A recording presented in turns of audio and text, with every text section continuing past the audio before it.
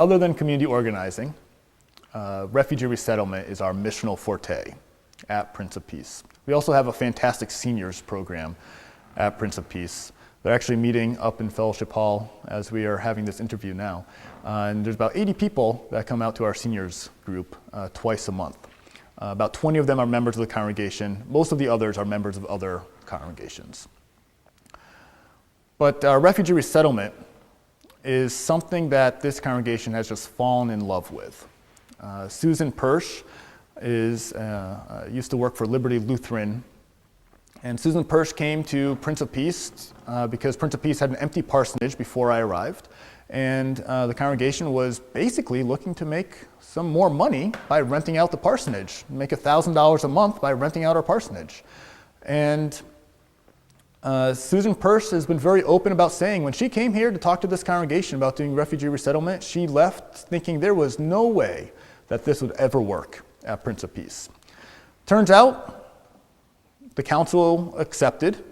The family moved into the parsonage. There were a good number of folks, this was before my time, there were a good number of folks here who were working on getting the parsonage ready for the family to move in.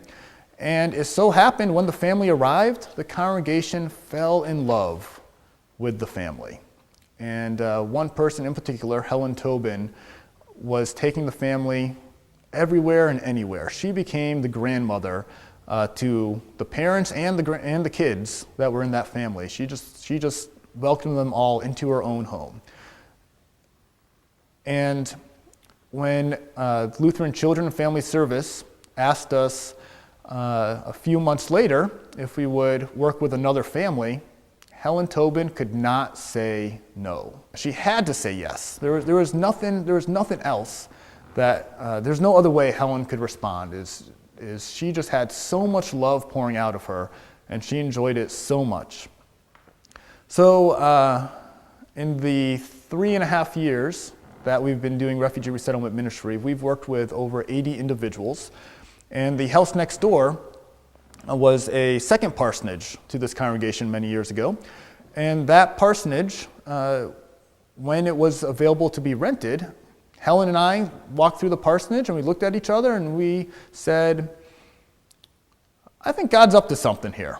It seems like this would be really good for refugee resettlement ministry. God was certainly up to something.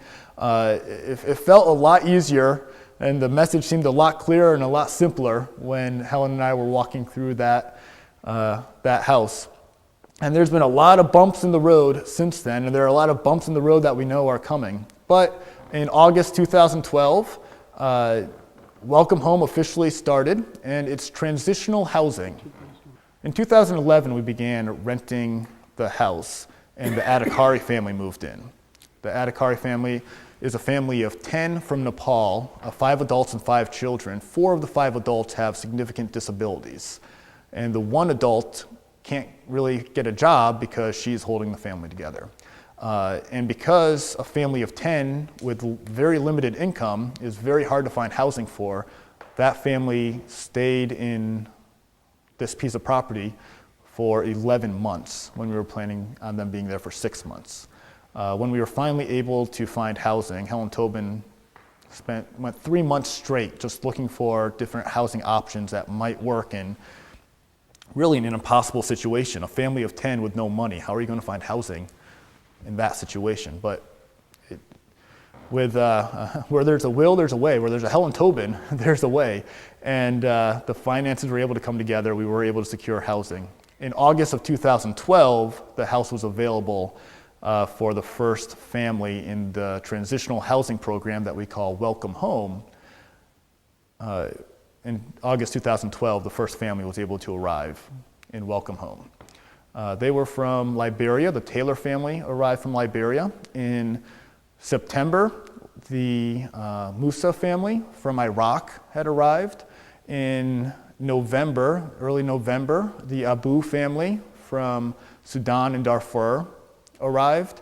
And this very evening, we're going to have the Sun Hu family from Burma arriving. And this particular family is going to be a very interesting situation for us. It's a father and 4 children. We have a family of 5 with only one person who could have an income, and that one person's also responsible for the child care. So we're really not sure how we're going to be able to manage the finances for this particular family that's arriving tonight. So there are many, many challenges that come in this. There's a woman in this neighborhood named Lucinda who is always walking. She's always walking to the grocery store, walking to Burger King, walking to work, walking to the bus stop. She's just always walking past her building, and she's always on a mission. She doesn't stop walking. She just keeps on chugging away. So I have a bunch of 10-second conversations with her. And Lucinda has learned, after about 20 of these 10-second conversations, she's learned a little bit about what Welcome Home and our refugee resettlement ministry is.